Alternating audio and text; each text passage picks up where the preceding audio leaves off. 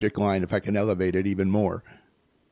The purpose of the subject line, well, first, I do respect that this is a real pain point for a lot of organizations. That subject line, they stress and struggle. And one thing, it's a little difficult to use my voice without a visual, but I'll do my best, because one thing folks have to understand about the subject line is the real role of the subject line is not to be per se informative. It's more to be visually noticeable. If you think about people's behavior when they're going through their inbox, particularly on a smartphone, they're zipping through email after email after email, zipping up and down that inbox. And so it's the subject line that looks a little different that might get the open. But one thing I do coach small businesses on is to make sure that they're focused mostly on the from name. Who the email is being sent from is far more important than the subject line, because that's actually what makes people slow down, is who sent the email. Very, very good tip there. Because that's what everyone wants to do, is get those emails opened, and that's going to be the key trigger point there. Well, I know we're down to just about 4 minutes, and then you're going to have to leave us. So I think one of the questions we are often asked is, what is mobile responsive in the email business?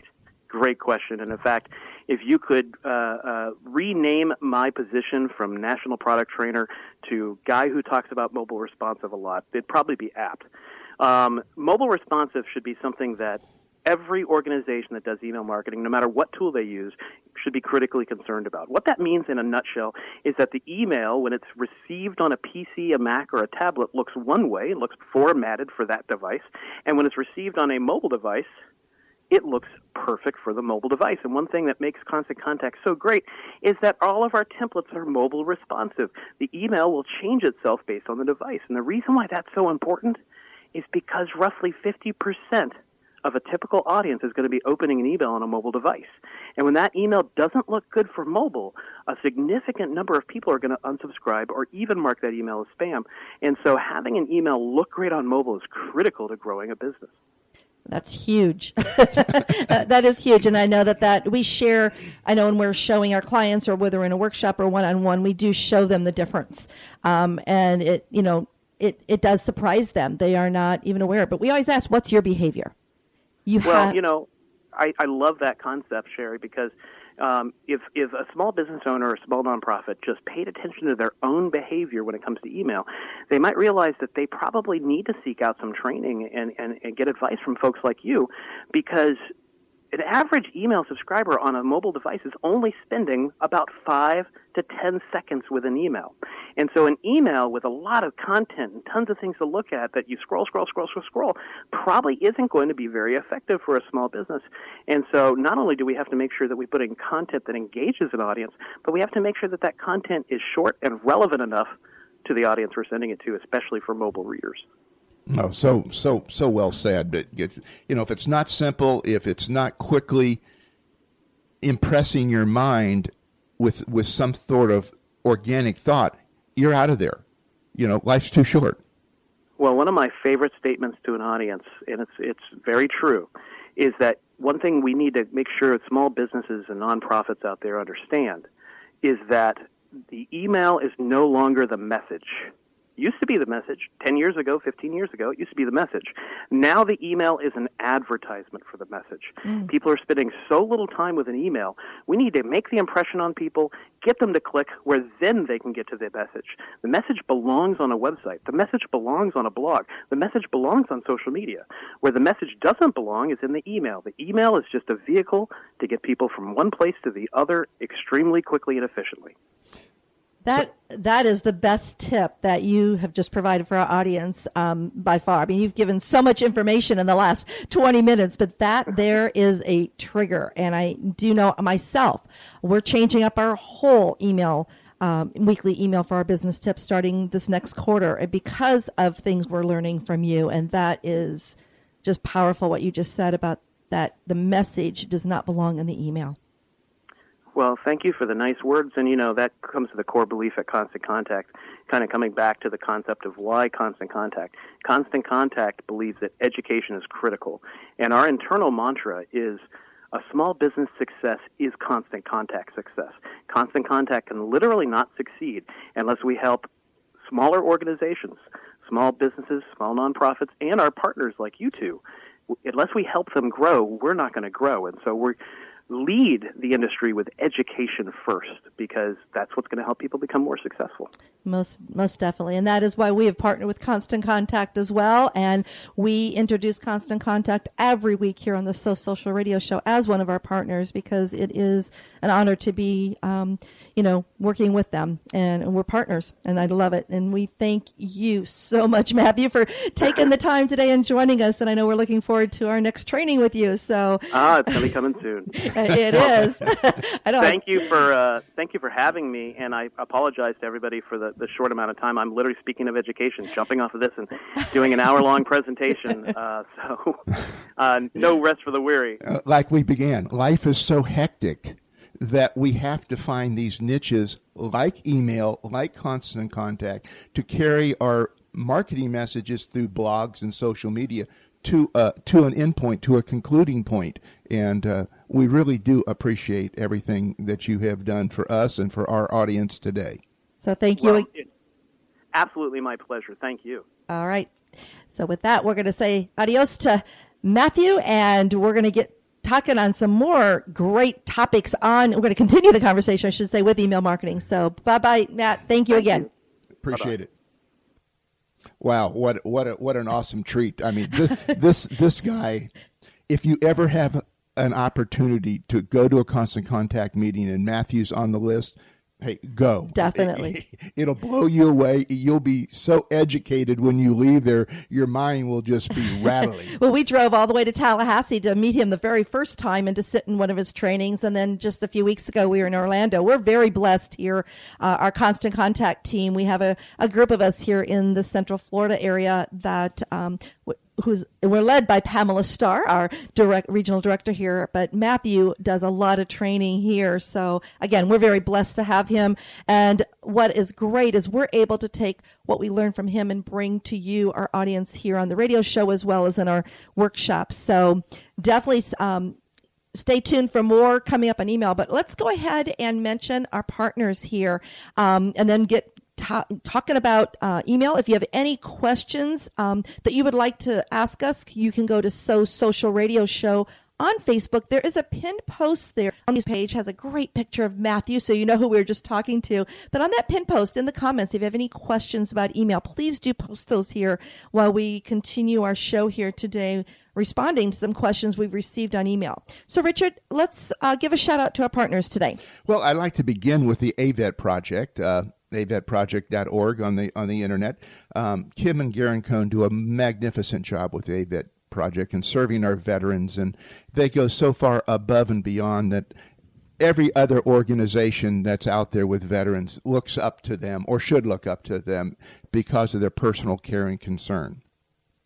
And we gave a shout out to Constant Contact, as you know, that is a partner of ours, and we just were blessed to having Matthew, one of their top trainers, with us. But right now, and actually it expires on the end of this month, September 30th, you can actually try 3 months of Constant Contact at a 30% discount. Wow. So if you have up to 500 emails, it's normally $20 a month, but you can actually, over the next 3 months, it'd be $14 a month.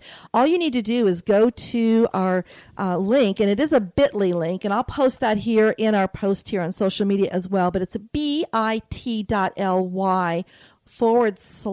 and then uppercase WCNCC and then lowercase email. So WCNCC email, and just make email lowercase. But if you go to that link, it'll bring you up a sign up form.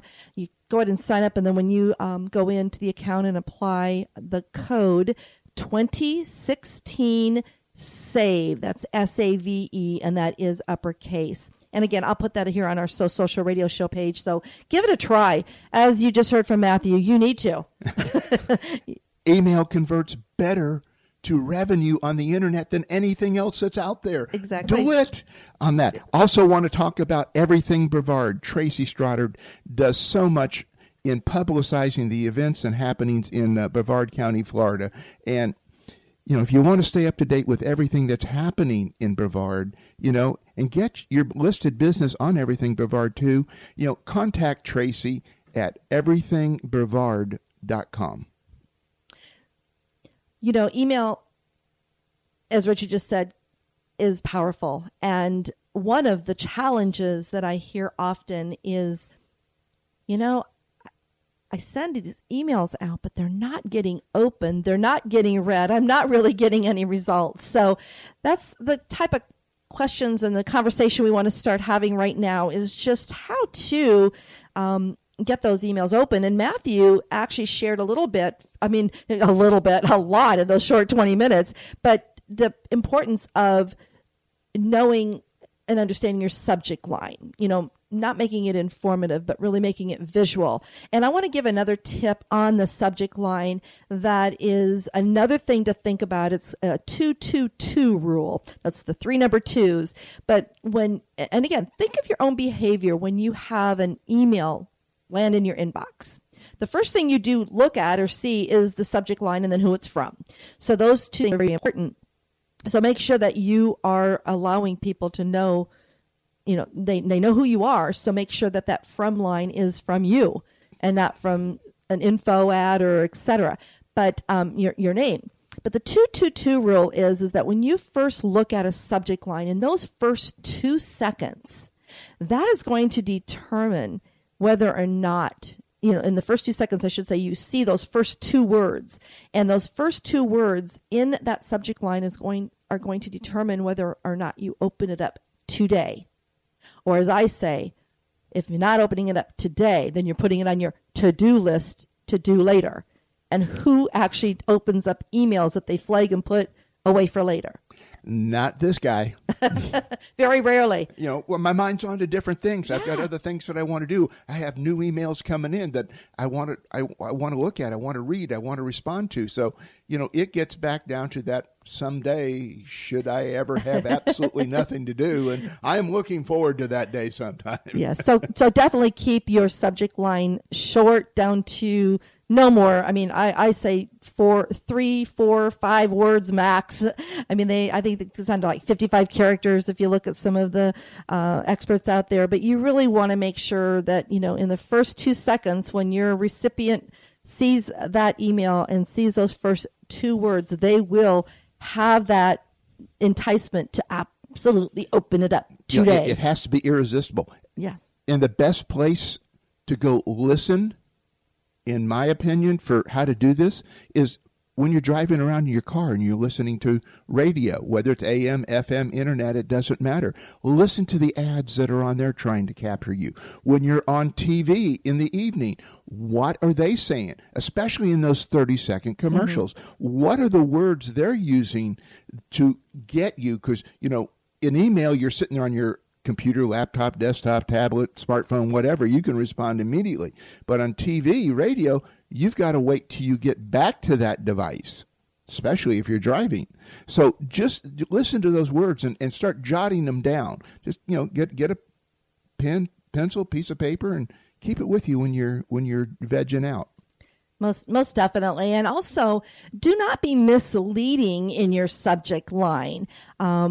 I cannot tell you how many emails come through into my inbox, and the subject line really does entice me, and I click on it, and then the email has nothing to do with that subject line. To me, that is spam. So do not be one of those people. Make sure that the body of your message in your email is in alignment with the subject line, so that people are not misled, and then because they won't trust you. Then you want to really build a trust relationship, and definitely remember what Matthew just shared with us, is that message in your email is basically the advertising for the message, and you want to give a strong call to action to take them further to one of your social media sites, to your blog, to your website, where they can learn more. Yeah, again, we're in what I like to call the silly season, the election season. But if you're watching the ads from any of the politicians, from the presidents on down to whatever the lowest one is, listen to their messages. Listen to how they're crafting their words. Read it in magazines and newspapers. See what they're doing. This is an excellent time to really gain some strong knowledge of the word base that they're using in trying to attract you and trying to get you to take action to go to their website or go to their blog and these things. So we have a great educational section that